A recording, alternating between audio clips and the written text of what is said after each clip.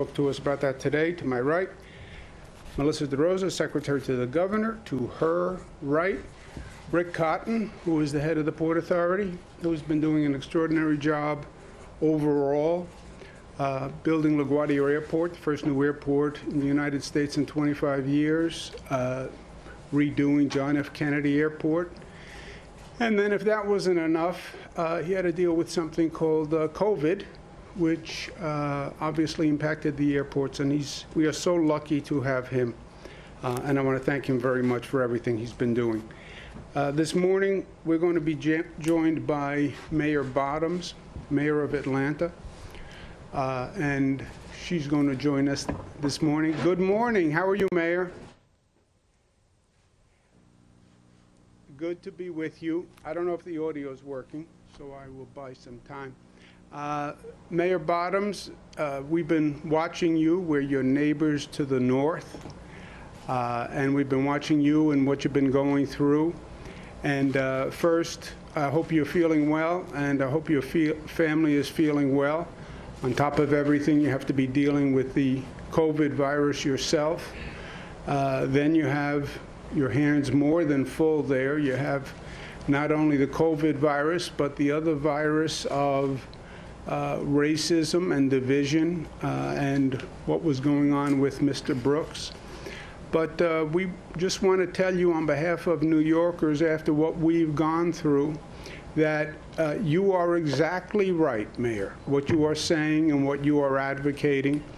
You know, it's no longer a question of theory or a question of politics. We have facts. We have data. We went through it here in New York. We went through it in a worst-case scenario. And it is about following the data and following the science and taking the precautions and doing what's right. It is about masks. Masks work. We can tell you that here in New York. We had the worst spike per capita on the globe, and we brought it down. And now you see these other states are going higher than New York. So those masks work. We were the first state to start mandatory masks April 15th. And all the science now says for sure masks make a big difference.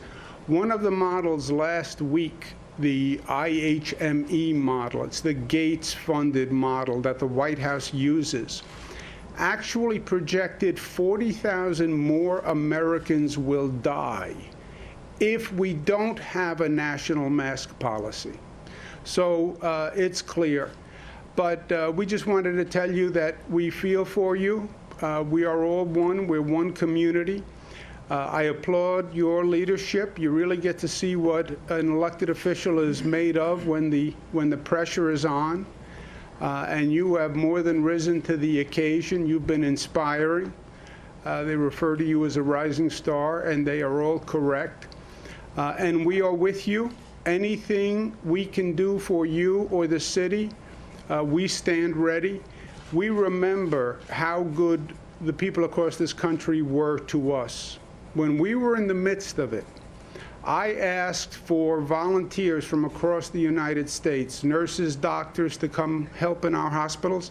30,000 people volunteered to come to New York in the midst of it and work in our hospitals. It was such an act of generosity and love that it was really touching. So we're here for you, the concept of pay forward.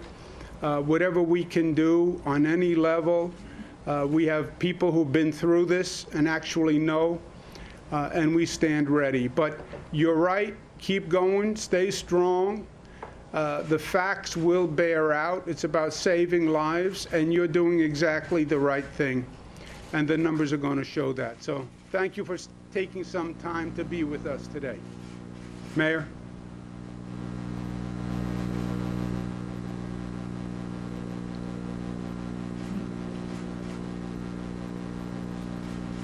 Across the country. And at the beginning of this pandemic, my charge to my team was simple: God bless the child who's got its own.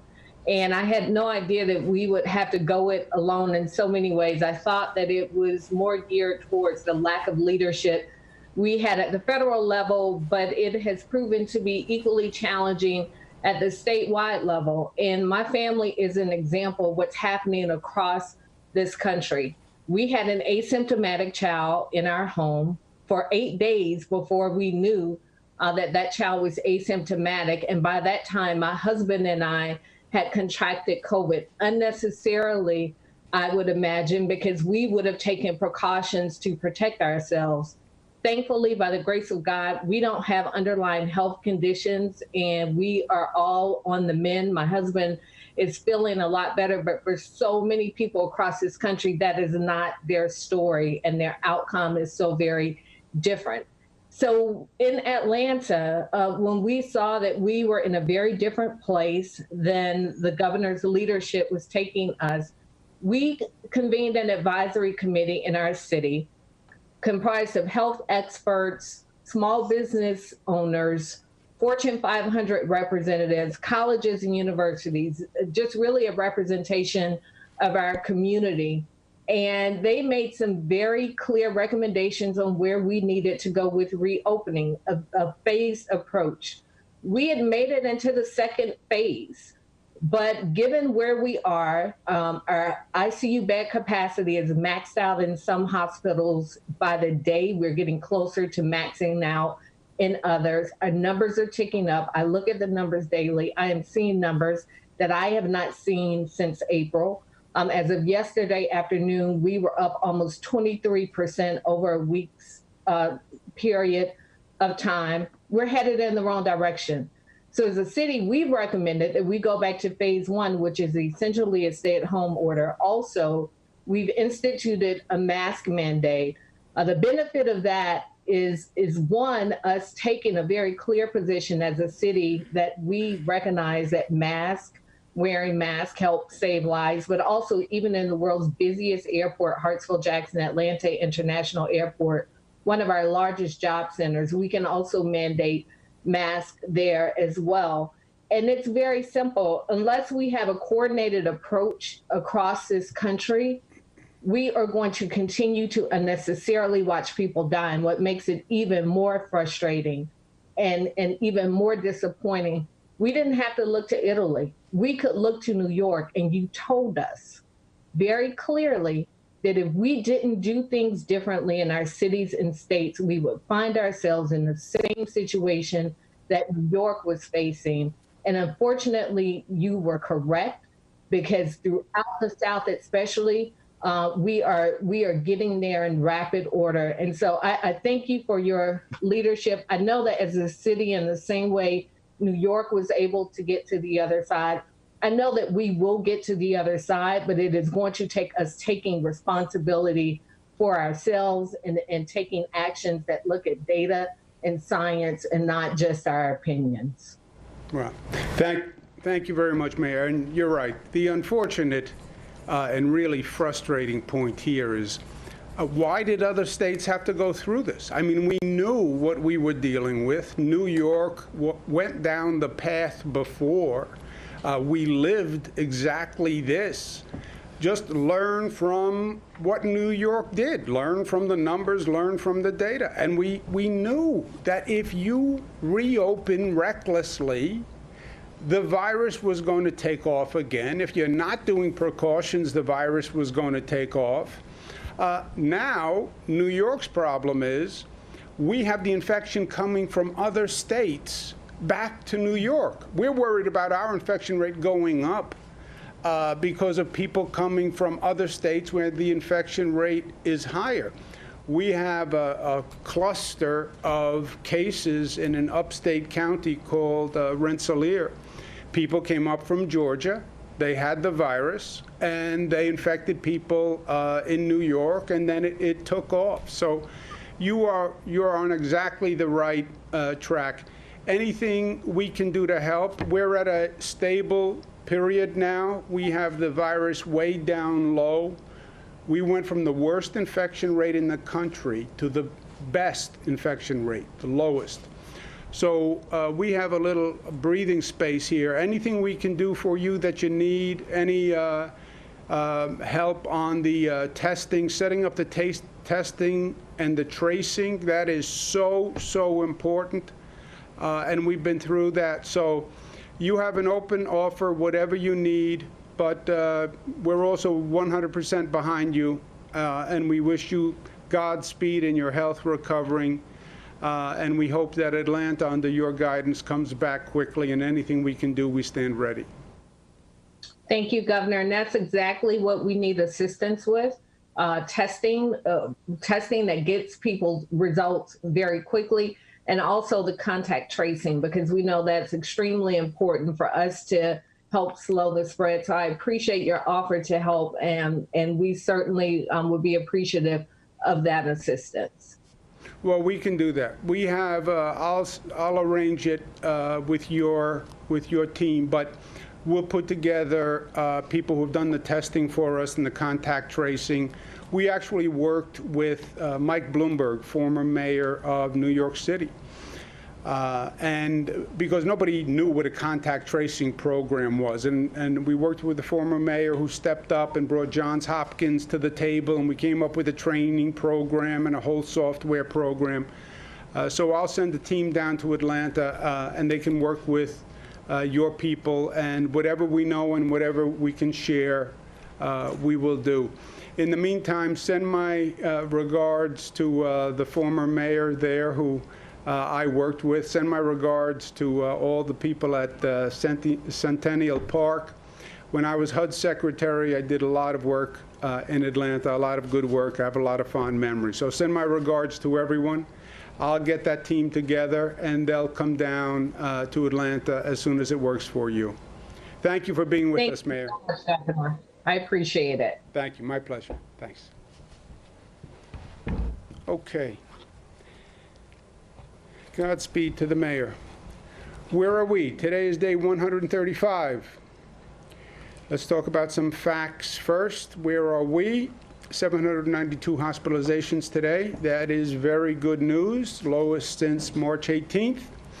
You look at our rate of transmission all across the board, every region, we see good numbers. And again, we have more data than any state in the country. So we live and die by the data, and all the numbers are good. You look across New York City, the county numbers, they are all good and they are all consistent. You have a little deviation from day to day. That's statistically irrelevant, but there's all good news in the numbers across the state and across the city. Death toll for yesterday is 10 people. Again, we'd love to see that number at 0, but compared to where we have been, that is a very good place to be. You look at the 3-day average, and you see there the whole slope of what we've gone through. You see the descent, and the experts say to me, you'll never really get to 0 on the number of deaths because people die. This is a condition like pneumonia. It attacks the respiratory system. So people who are very ill can contract COVID, and it can be the cause of death. But that's where we are now.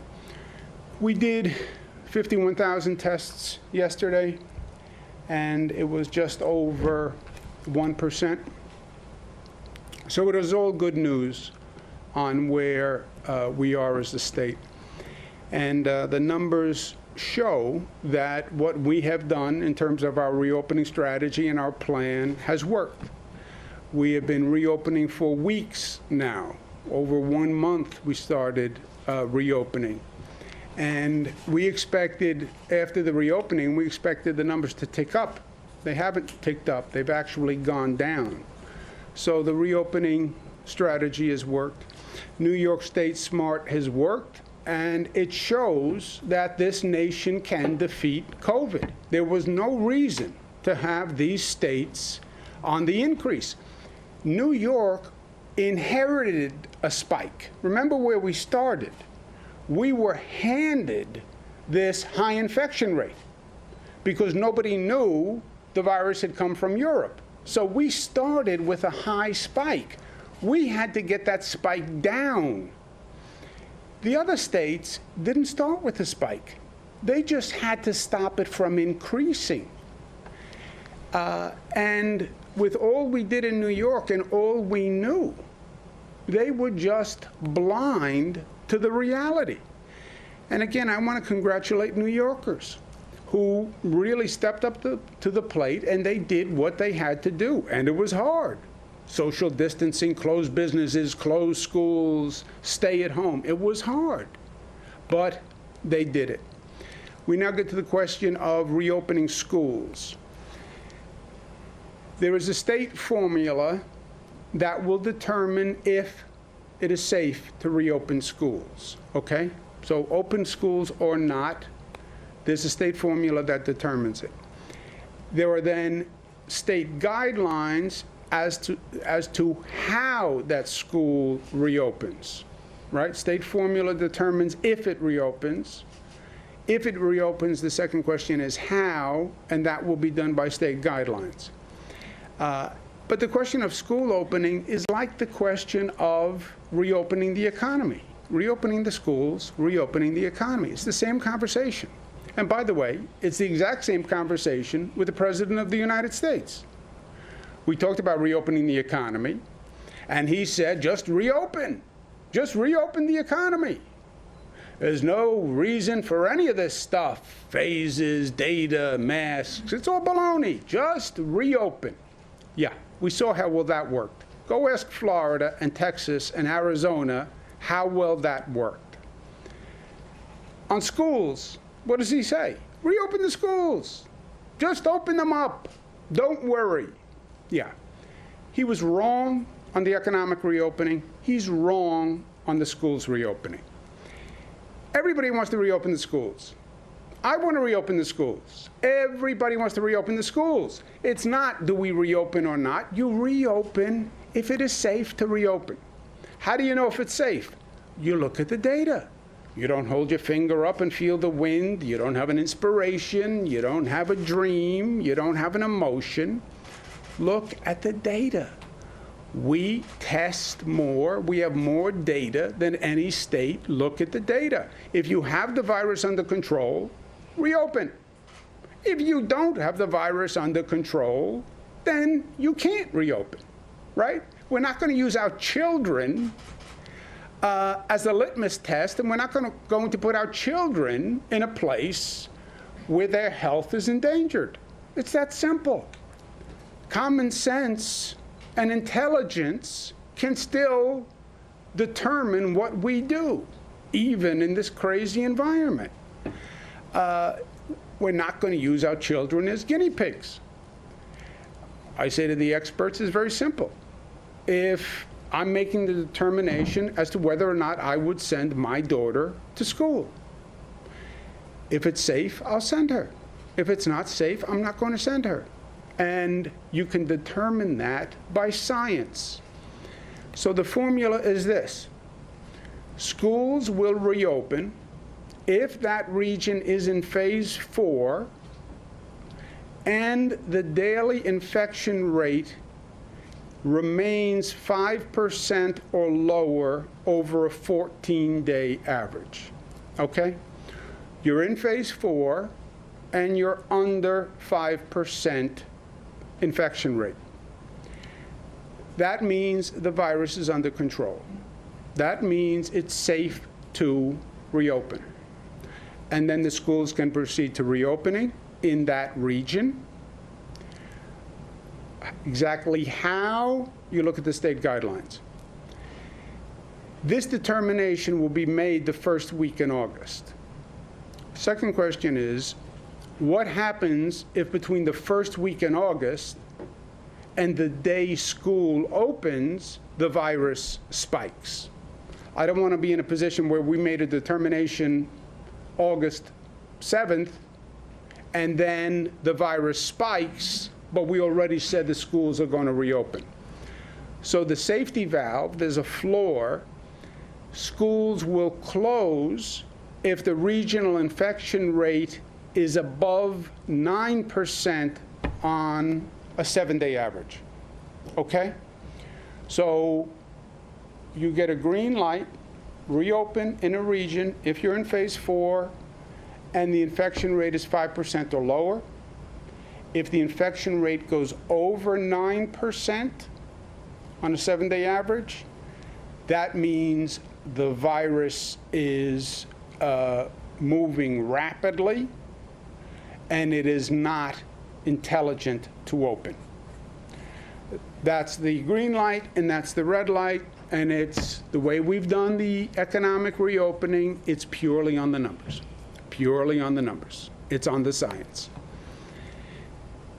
We'll make the first decision. We'll look at the numbers the week of August 1 to 7, the week because it's a rolling 14-day average. Different regions are in different positions on the 14-day average. Between August 1st, you get a green light on August 1st. Between August 1st and the day the school opens, we continue to monitor every day.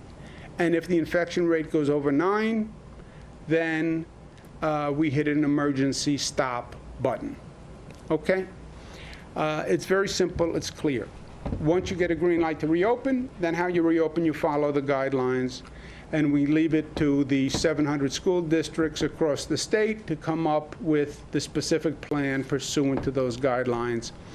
We have done state health guidelines. The State Department of Education is doing state education guidelines, which will incorporate our health guidelines.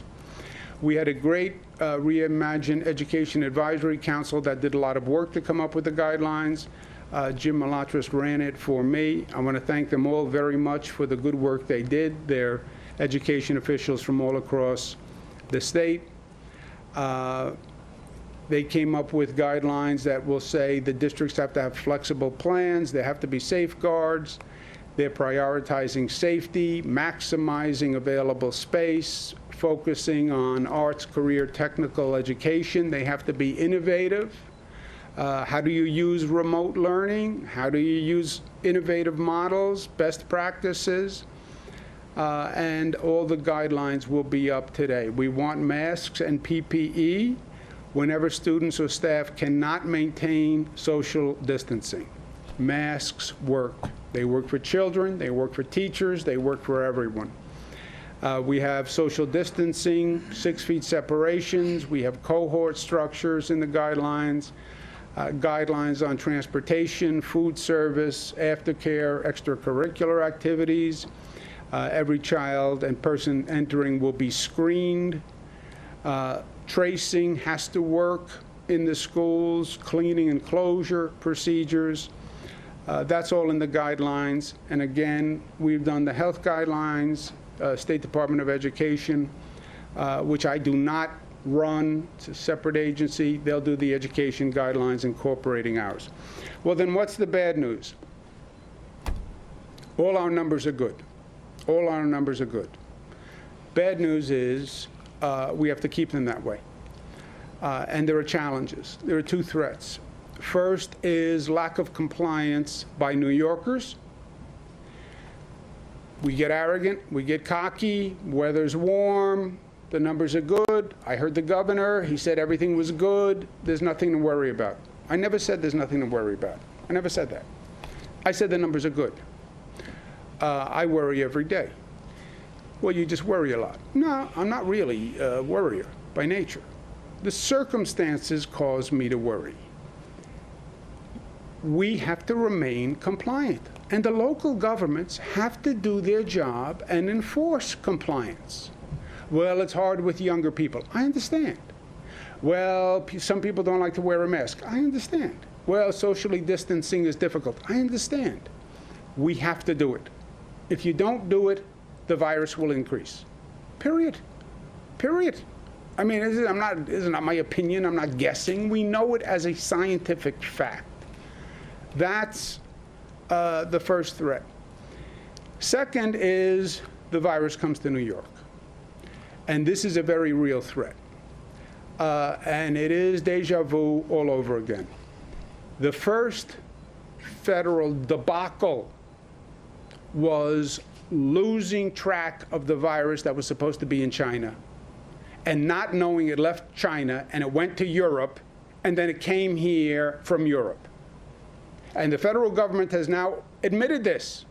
It was one of the great federal blunders in history, cost thousands of lives in New York and billions of dollars. They just missed it. Yeah. It was a terrible miss and a terrible mistake. And it's what created the spike in New York. The second federal mistake is even after everything we went through, they allowed and pushed the other states to reopen recklessly, and you now have the virus out of control in other states, and it's going to fly back to New York. The first mistake brought it from Europe to New York. The second mistake will bring it from Georgia to New York, and Texas to New York, and Arizona to New York, and the 38 states that see the virus going up. Both times, New York did nothing wrong. It was the federal government that caused our problem, and then, frankly, wanted to have nothing to do with the solution. They caused the problem, and then they said, you're on your own. Literally, you have 39 states that are now seeing the virus increase and come to New York. So we talk about the valve. I talk about the valve, the reopening valve, and we talked about monitoring it all along. You now have to add 2 additional measures or dials to the valve. One is now you have to watch the effect of noncompliance and make sure the local governments are doing their job. The second dial is now the effect of the national outbreak and people coming here to New York with the virus. Those are the 2 new complications that have been added to the mix. And look, it is the federal government because it is the federal government. Sometimes it is what it is. And this has been gross negligence. They have been denying the reality of the situation from the beginning. It doesn't exist. It's going to go away. By Easter, we'll reopen. When it gets warm, it will go away like it's a miracle. It didn't go away. There was no miracle. You denied reality. This is their political agenda over public health policy. That's what this is. This is politically inconvenient in an election year. So deny it. Yeah. Except you are jeopardizing public health and you're losing lives by your denial and your political agenda. And then, when the federal government didn't step up and handle this, this was a federal crisis. Why is New York State, or the state of Georgia, or the state of California, or any of these states handling the COVID virus? It's a national issue. The president did a federal emergency declaration. You know what a federal emergency declaration means? It means a federal emergency. You know who's in charge of federal emergencies? The federal government. That's why they use the word federal in all of those expressions. I was in the federal government. When there's a federal emergency, it's the responsibility of the federal government. They just abandoned their post and said it's up to the states. And by the way, they got offended when the states asked for any resources or help from the federal government. If they're not going to step up and address a problem that hurts every state in the United States, then what is the point of the federal government? I mean, if you don't see that as your role, what is the role? And now the president is attacking science. What a surprise. No surprise. He's been attacking science from day one. The denial of reality was to deny science. And he's done that from day one. At the end of the day, science trumps politics. Politics does not trump science. You don't defeat a virus with politics. You defeat a virus by using science and medicine. That was true from day one. The president now says his own health officials are lying about the virus. His own CDC health officials are lying about the virus. Well, if the president is telling the truth, you know what he should do? He should fire them. He should fire them. You know what I would do if I believed my health commissioner was lying? I would fire him. If I said in this room, my health commissioner is lying about the coronavirus, you know what your first question would be? Governor, if you say he's lying, how do you not fire him? How do you keep him in charge of health policy if you say the person is lying? Because someone is clearly lying to the American people. And people are dying because of it.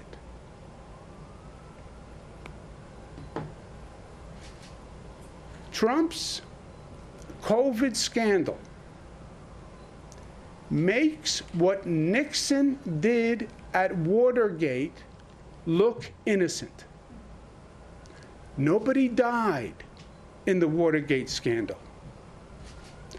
Thousands of people are going to die in this COVID scandal. And that is all the difference in the world. You look at the facts clearly demonstrate Trump was wrong from day one. And New Yorkers have been right from day one. There's no argument. There's nothing to tweet about. The facts are in. The numbers are in. Look at the number of bodies. Look at the infection rate. New York's numbers have declined while the nation is going up. New York is down 70%. These other states up over 800%. Florida up 1,300%. Who's right, who's wrong? What's there to argue about? Those are the numbers. Tell me the numbers are wrong. It's all across the country, and it is undeniable. And it's now a threat to the state of New York.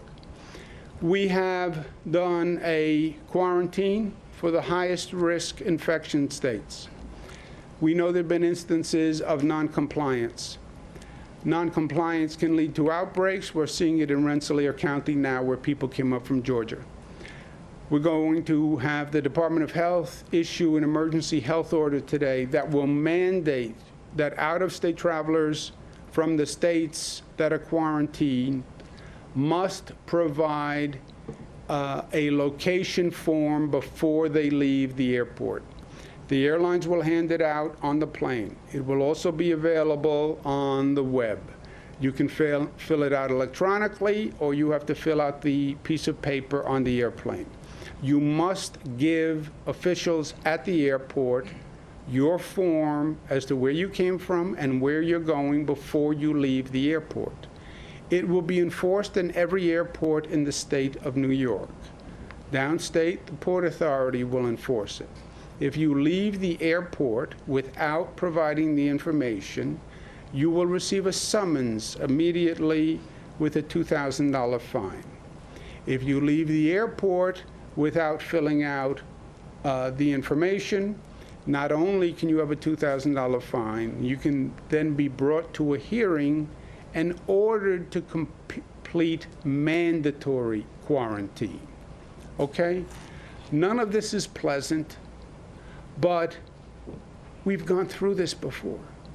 we went through this when Rick Cotton and people at the Port Authority watched 3 million Europeans, people from Europe, come into this state and bringing the virus. Fool me once. We can't be in a situation where we have people coming from other states in the country bringing the virus again. It is that simple. Again, Port Authority will do the enforcement in downstate New York. The other airports will do it in upstate New York. The general point is we have to stay diligent. New Yorkers have been truly amazing, and what they did was historic. They tamed the beast because they are New York tough, which means smart, united, disciplined, and loving. Those were the facts. I now want to give you an opinion. In this case, it's a very personal opinion, but very personal. There's personal, then there's like very personal, which is even more personal than just personal. We went through 11 days of hell. Everybody processed it their own way. I saw it as climbing a mountain, and you had to climb that mountain every day, and every day was hard. And every day climbing the mountain, you didn't even know how high the mountain was. And at the same time, you were designing the mountain because our behavior was going to design the mountain and design the plateau and the peak. When will the virus stop? When you stop the virus, is what the experts would say to me. It was like a cruel riddle every day. When do the deaths stop? When does the infection rate stop? When you stop it. What does that mean? When the social distancing works, when the close down policies work, when the masks work. So you're climbing a mountain and you are designing the curve of the mountain. It ends when you say it ends, right? This was traumatizing for people. And on a personal level, economic level, it was frightening, it was isolating. Everyone had their own demons they were dealing with. I had my own demons and my own fears. I'm afraid for my mother, afraid for my kids, afraid for my brother. Everyone had their own pain and their own trauma to deal with. But what we went through and what we did was historic. Because we did tame the beast. We did turn the corner. We did plateau that mountain. And then we came down the other side. And they will be talking about what we did for decades to come. It really was an historic moment. Personally traumatic, socially traumatic, and historic. So, I love history. I love poster art. Poster art is something they did in the early 1900s, late 1800s, when they had to communicate their whole platform candidacy on one piece of paper, right? You wanted to run a campaign. They didn't have TV commercials. They didn't have mail. They didn't have any of these things. So they got their whole message on one piece of paper. And it always fascinated me. I use so many words. What if somebody said, okay, no words. Paint me a picture that tells the story of what you're trying to say. That's poster art. And it's helped me because it's been like a relief valve. Not that I don't have joy every day dealing with you guys, but I could go and just use a different side of my brain. And this was the most famous, the William Jennings Bryan with the octopus. He's fighting the octopus, and the octopus is corporate trusts that are taking over the economy, right? You could almost do that again today. So over the past few years, I've done my own posters that capture that feeling. I did this one for the State of the State. Ship of state that was sailing in this sea of division, right, back in January. Well, in any event, so I did a new one for what we went through with COVID. And I think the general shape is familiar to you. We went up the mountain, we curved the mountain, we came down the other side. And these are little telltale signs that, to me, represent what was going on.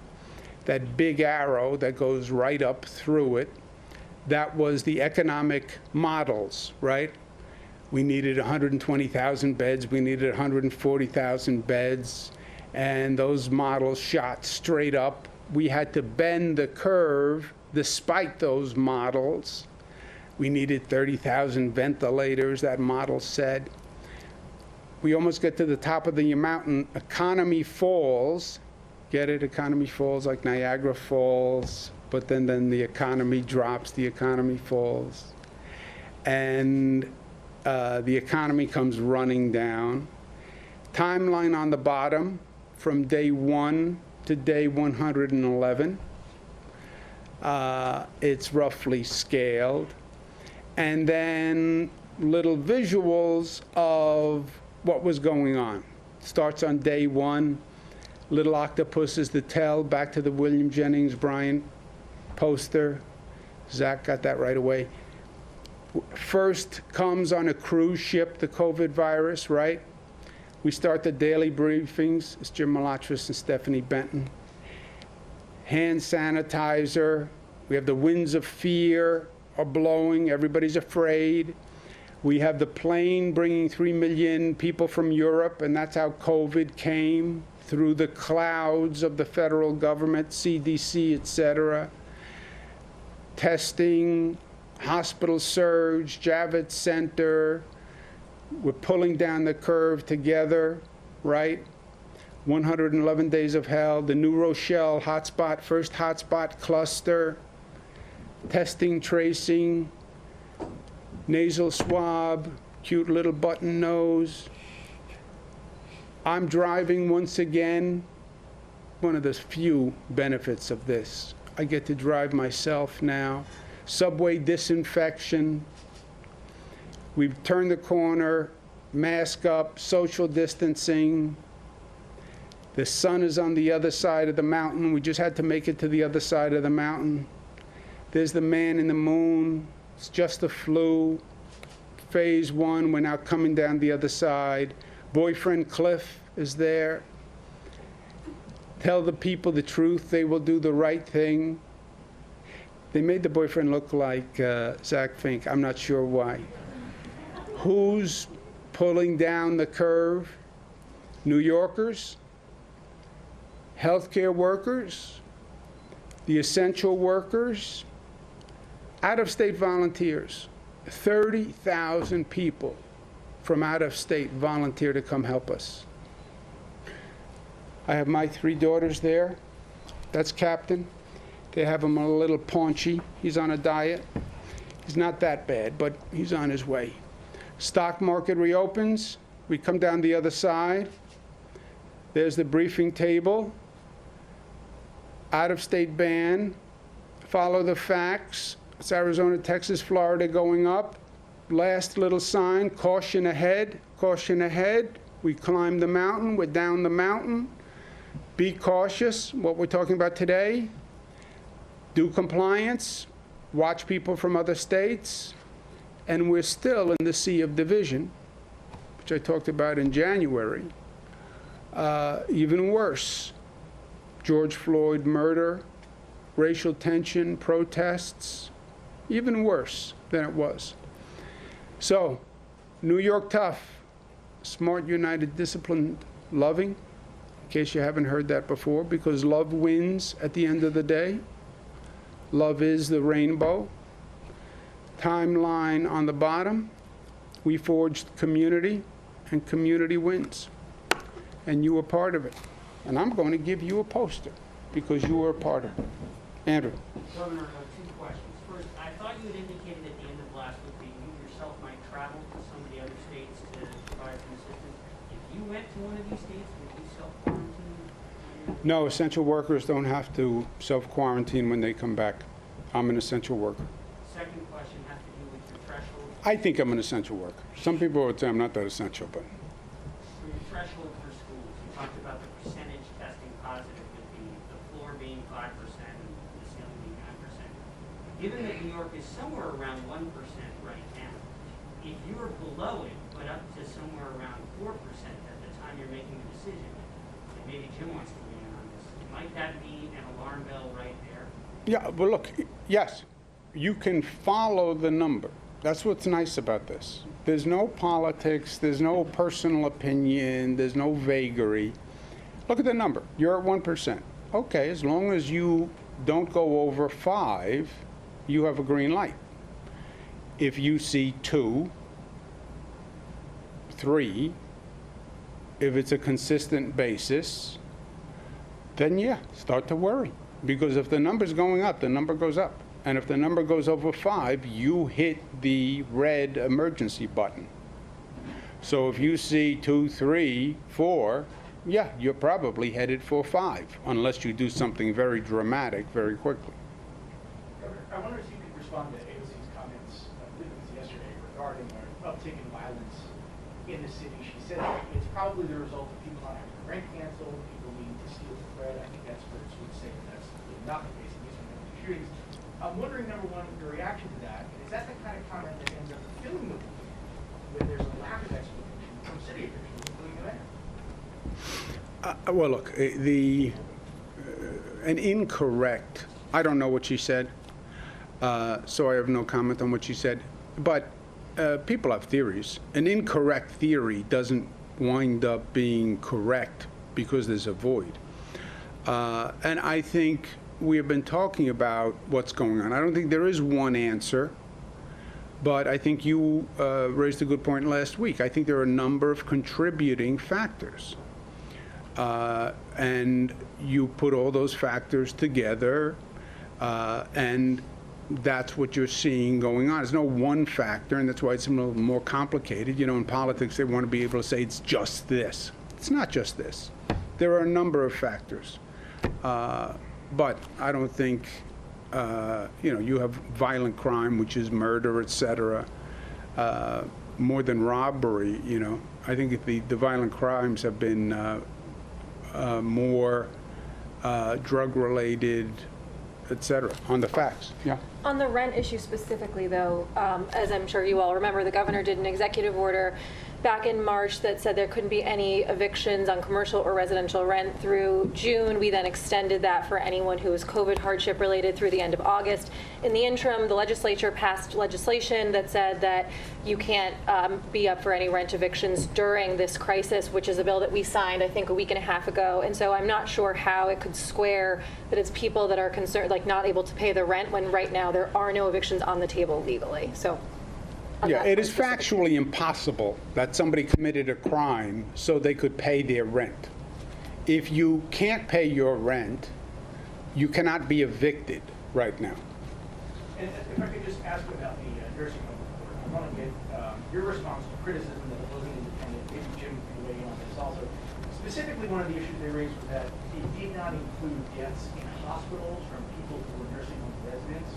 Does that make bad data going into the report, and therefore the report doesn't have good data coming out? They use the publicly reported data, and the curve shows what the curves. The data, the facts are the facts. So I think it didn't material impact the overall outcome, which was the timing of the fatalities happened well before any of the admission policy. That the workforce itself was a driving factor because that's when the infections came in early on. So those material facts would not be changed one way or another. But we're basing it on the public. The Department of Health was basing it on the public data that everybody has. Yeah, it's where you count the death, Zach. If the person goes into the hospital, passes away in the hospital, we call that a hospitalization death, as opposed to trying to trace how long did the person have to be from the nursing home into the hospital, or you'd have to do it the other way, back it out of the hospital deaths, increase the nursing home, and reduce the hospitalization. But, you add the two numbers together, it's the number. Governor, there's testing supplies and PPE are increasingly in short supply nationwide. How much progress has New York hospitals made towards realizing that 90-day goal that you set in early May to stockpile And how does that 7-state consortium you also announced about that time play into that? The consortium is more of a longer-term production mode. If you put those states together, can we manufacture our own? And does one state have the capacity to manufacture masks, and one state have the capacity to manufacture gowns, and one state have the capacity to manufacture the reagents for the testing, et cetera? The 90-day PPE is going to be a firm regulation. They must have 90 days of PPE in supply, period. There's no wiggle room on that. We gave them a period of time to ramp up. There's a cash flow issue, storage issue, et cetera. But everybody has to have 90 days of PPE in their own stockpile. Lesson learned. And that's a state reg. Any idea how many days they would, an average hospital in New York or New York City would have on hand at this point? They should have 90 days on hand now, or they would have had to get a waiver from the Department of Health because they didn't have the cash flow or something like that. But I've not heard of anyone getting a waiver. And just to the governor's point, and it's the 90 days at the highest burn rate, which is the requirement so like at the peak of a new wave or something like that. And we're tracking this. Many of the hospitals, we track it regionally as well, have more than 90 days. They've actually gone extra cautious. Some have 120 days worth of materials. So we're tracking all of that. I don't know of any waivers either, but we'll check on that. That did not apply, Zach, to testing equipment. That was only hospital PPE. Governor, Christy would like to see us speaking. What is your response to seeing the zero deaths in New York City for 24 hours at the site of being possible to see zero? That's a potential state, you think? And also, does the state plan to provide financial resources maybe for schools that won't be reopening? Yeah, what was the second question? If the state plans to provide financial resources maybe to school districts that won't be opening the fall, that have to do e-learning, and like to provide extra resources. Yeah, I don't think the state funding formula goes by legislation now. It's a set formula for every school district in the state, 700 school districts. I don't think there's any variance in the law that would allow you to shift funds from one school district to another. On the death rate across the state, look, it is very, very good news. That's why I literally say congratulations to New Yorkers. We followed the data. We have a model that worked. It worked all across the state. It is working. We are reopening. The other regions outside of New York are even further down the road on reopening. And the numbers are all good. Yes, we have compliance issues, especially downstate New York and Long Island. But it's been great news. I want to look ahead. You know, if it was just today, I'd say great, all great. But we've all learned the hard way. Look ahead. What's the next shoe that could drop? I'm worried about people coming to New York. You are not a hermetically sealed bubble, right? Somebody lands in New York, they come through Rick's Airport, they come through JFK, LaGuardia, Newark Airport. I remember the first positive we had was a health worker coming back through the airport. And I remember what that started. First case. What Uber did she get into? Who at the gate did she say hello to? Where did she pick up her bag? What Uber driver? Who did she shake hands with in her hotel lobby? You know, it came in through the airports. It will come in through the airports once again. Concerning the newly introduced air ventilation rules and protocols, if or when applied to offices and retail locations, do you believe this might eventually pave the way towards an extension of the 50% capacity limits? It could. Look, the air filtration to me, when we talk about being smart, right? What have we done in New York? We've been smart. Why? Because we're smart. And common sense. Look at everything you can. This air filtration is a major function. It's not the most sexy of functions, and you won't hear many governors talking about air filtration. But you have a filter that can filter out the COVID virus? Wow. Why aren't you using it? We then ran into all sorts of complications. This HVAC system fits it, this doesn't, et cetera. But we put out guidance. The HEPA filter is the best for those systems that can take it. Otherwise, you have to have a MERV 13 for a large congregate setting is the best, or down to a MERV 11. That's the floor and the ceiling, if you will. But I'm excited about the possibility, and we'll see how it goes. If the infection rate stays down, then you're going to see us continue to increase the capacity. And if the air filtration is one of those devices that keeps the infection rate down, great. Where are you going to apply to the, Sorry? Where are you going to go? One of these other states, maybe? Yeah, we're talking to a few states, and we're seeing what they need and the best way to get it to them. I was listening to the Board of Regents meeting this morning. They were discussing those guidelines that you mentioned. And a lot of concerns came up about making sure kids are on the same page if they're learning in a part-time or a hybrid model. How much is this something they need to be preparing for on the state level? Yeah, I don't know what you're listening to, what they're saying, or what it actually means. So we'll see what guidance they put out at the end of the day, and then we'll take it from there. Sir? Circle back to the rules of uptake of gun violence in the city. During his press conference this morning, the mayor tied it largely to widespread availability of illegal guns on the street. You just said that you don't tie the uptake to one single cause. Do you agree with the mayor there, or do you think that there are... I have not heard that there was an uptick in the availability of illegal guns. Is there? That's what the mayor pointed fingers at when he was talking about the reason that... I haven't heard of that. Have you heard of that? No, and I would just caution that last week it was bail reform, and it was the chokehold ban, and it was Rikers, and then it's rent, and now it's this. I think that this is a really complex issue that is really incredibly important to the safety of the people of New York, and that people should refrain from tossing around theories with no facts behind them. Governor, Yeah. Go ahead. Let's someone who didn't answer. Yes. Last week you said, if I next time I would like to be on this side of the table, and I'm a very educated questioner.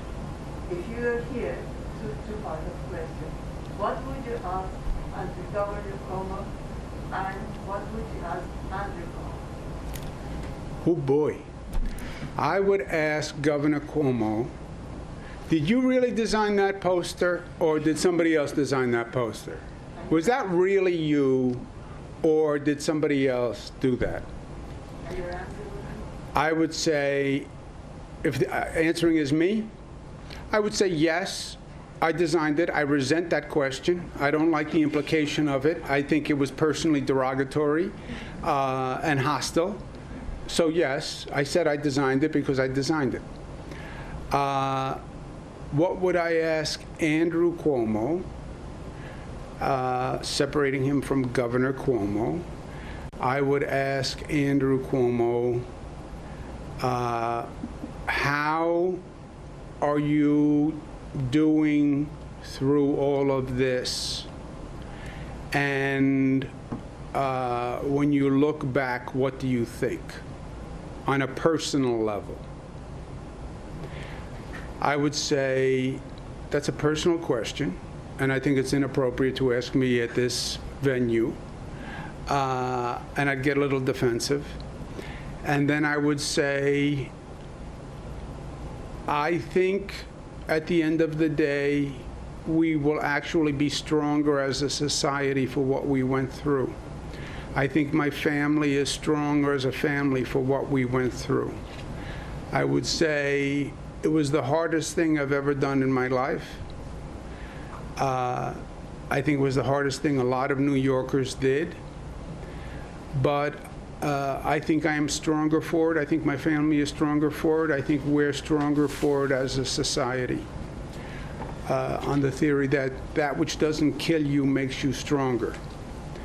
I just hope we never have to go through it again, and I hope this nation gets the message and those other states get the message, so we save lives in this country. And if they follow what New York did, we will save lives. And nothing is more important than that. Thank you, guys. Thank you very much. Thoughts on using convention centers or other spaces for schools? Has that been in the discussion? Any school district that wants to propose that can.